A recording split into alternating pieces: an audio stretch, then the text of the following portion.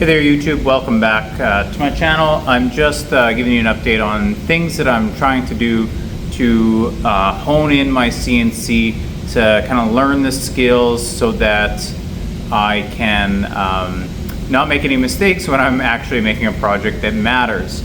So the first project that I'm doing is these Apple boxes, and what they're for is just for photography, to sit on, to pose people on. So they don't need to be very rigid, and this is all recycled wood that I found lying around the shop, so it didn't cost me anything.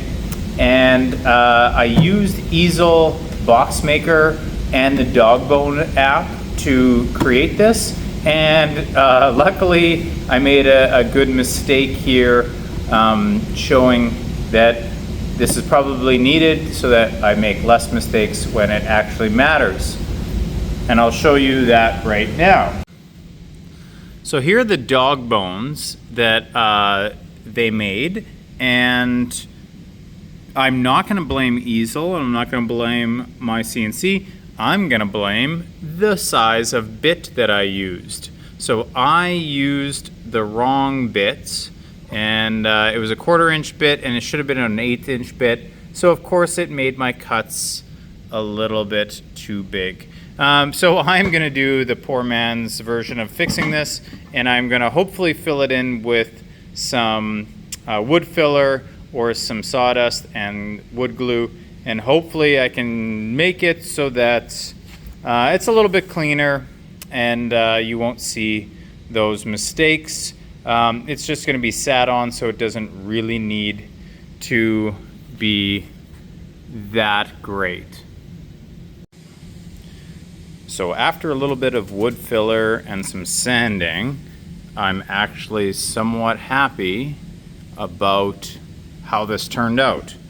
Well, it wasn't great in the beginning, but I think if I prime it and paint it, you won't notice the giant gaps that were made because I picked the wrong bit, or had the wrong bit in my CNC machine. So I'm going to say that one's a win. On my second attempt at a different size of Apple box, the cuts are really nice. Really nice. Used the correct bits, and now I should be able to put that together with much better success. So this time it turned out way better. There's less of a gap in between the pieces, and after a little bit of wood filler, I think it will be okay. Yeah, I'm pretty happy with that. That was awesome. So for this Apple box, I tried a new method of mixing sawdust and wood glue, and I just filled in those cracks. And I'm pretty happy with how they turned out.